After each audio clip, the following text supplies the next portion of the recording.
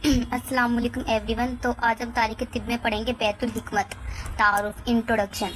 अहद अब्बासी तिब की तरक्की और फ़रोग़ के वास्ते अहद ज़दरी कहलाता है। इस दौर का सबसे अहम कारनामा बगदाद में बैतुल हिकमत का क़याम है। बैतुल हिकमत एक इल्मी इदारा था। इदारा मतलब एक तरह से बोल सकते हैं कि कोई जगह, कोई जैसे कि बोलते हैं ये इदारा था जहाँ मुख्तलिफ यानी डिफरेंट उलूम व फ़नून से मुताल्लिक़ इल्मी व फ़नी खिदमात अंजाम दी जाती थी।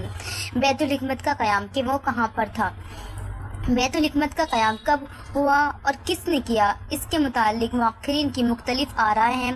कुछ खलीफा हारून रशीद को बैतुल हिकमत का बानी मानते हैं यानी बनाने वाला मानते हैं, और बाज़ बैतुल हिकमत के क़याम का सहरा खलीफा हारून के बेटे मामून के सर बांधे हैं।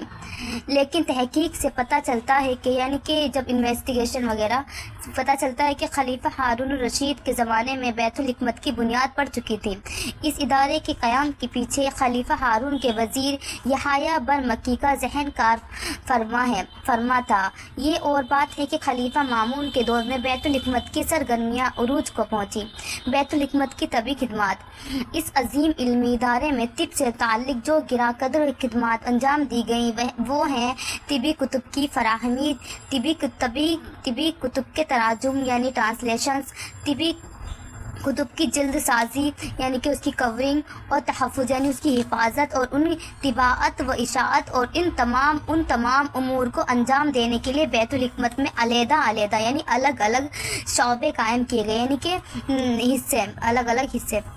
जैसे शोबा खज़िनतल कुतुब, इसमें किताबों की ज़ख़ीरा अंदरूनी की जाती थी। शोबा तर्जुमा व तालीफ़, इसमें मुख्तलिफ़ ज़बानों में दस्तयाब तिबी कुतुब के अरबी तराजुम किए जाते थे यानी ट्रांसलेशन किया जाता था अरबी में। नेज़ नई तसनीफ़ यानी कि जो नई लिखी हुई व तालीफ़ की जल्द साजी का काम किया जाता था ताकि किताबें महफूज हो जाए। बैतुल हिकमत में ये तमाम उमूर किस तरह अंजाम पाते थे और इसमें किन किन लोगों की खिदमत अहम है, उसका खुलासा दर्ज झेल है यानी कि नीचे दिया गया है। तिबी कुतुब की फराहमी। बैतुल हिकमत में किताबों की फराहमी अब्बासियों की इल्मी दोस्ती का नतीजा था।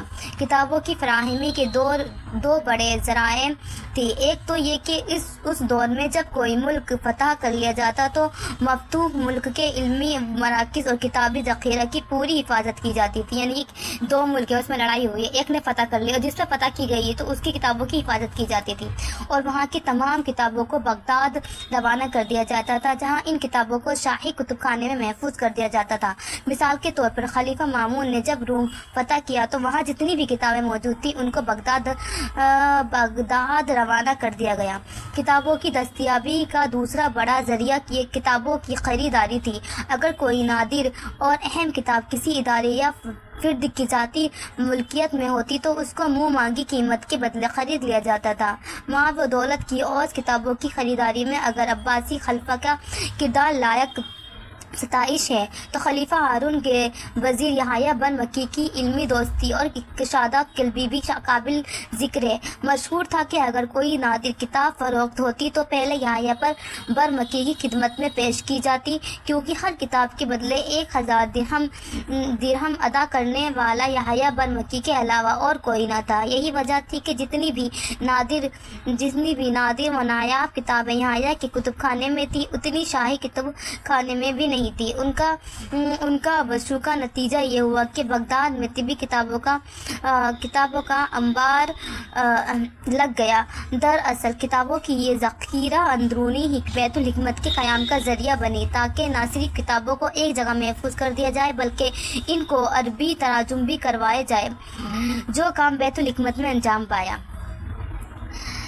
तभी कुतुब के तराजुम व नई तसनीफ़ व तालीफ़ यानी उनके ट्रांसलेशन। बैतुल हिकमत में मुख्तलिफ जगहों से लाकर जो तिबी किताबें जमा की गई थी वो यूनानी, सरियानी, कलदानी, नसरानी से इस्तिफ़ादा मकसूद था, तो लाजिम था कि इन तमाम कुतुब का अरबी में तर्जुमा करवाया जाए। चुनाचा बिला तफरीक मजहब व मिल्लत दुनिया भर से बुलंद पाया मुतरजमीन को बैतुल हिकमत में जमा किया गया और भारी अजरतों पर उनकी खिदमत हासिल की गई।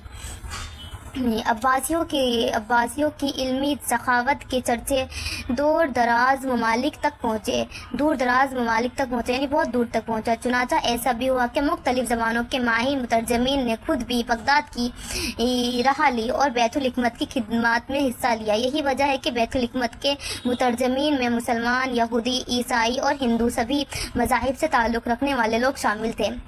نامور مترجمین میں یوحنا بن ماسویہ، جبریل بن بختیشو، ماسر جوئی البصری، حنین ابن اسحاق اور ثابت بن قرہ کے نام انتہائی نمایاں ہیں۔ یوحنا بن ماسویہ بیت الحکمت کا اور حنین ابن اسحاق شعبہ ترجمہ کا افسر اعلیٰ تھا۔ ان مترجمین نے اتنی خود سپردگی سے اپنے کام کو انجام دیا کہ تھوڑے ہی وقت میں بے شمار کتابوں کے تراجم مکمل کر لیے گئے۔ ترجمے کے اہم کام کے ساتھ ساتھ نئی تصنیف و تالیف کا کام بھی کیا گیا، یعنی کہ نئی کتابیں بھی لکھی گئی۔ یوحنا ابن ماسویہ کی کتاب المشجر اور حنین ابن اسحاق کی کتاب المسائل اسی دور میں لکھی گئی تھی۔ طبی کتب کے جلد سازی و تحفظ، یعنی ان کی کورنگ اور ان کی حفاظت۔ بیت الحکمت میں ترجمہ و تالیف کے علاوہ کتابوں کی جلد سازی اور تحفظ کا بھی معقول انتظام تھا۔ اس تعلق سے اعلان شعوبی اور ازرق کی خدمات اہم ہیں۔ بیت الحکمت کی مثالی طبی خدمات کو دیکھتے ہوئے کہا جا سکتا ہے کہ اگر عباسیوں نے یہ علمی ادارہ قائم نہ کیا ہوتا تو بہت ممکن تھا کہ طبی یونانی آج ہم تک نہ پہنچ پاتی اور بہت پہلے ہی قصہ پارینہ بن کر فنا ہو چکی ہوتی۔ شکریہ۔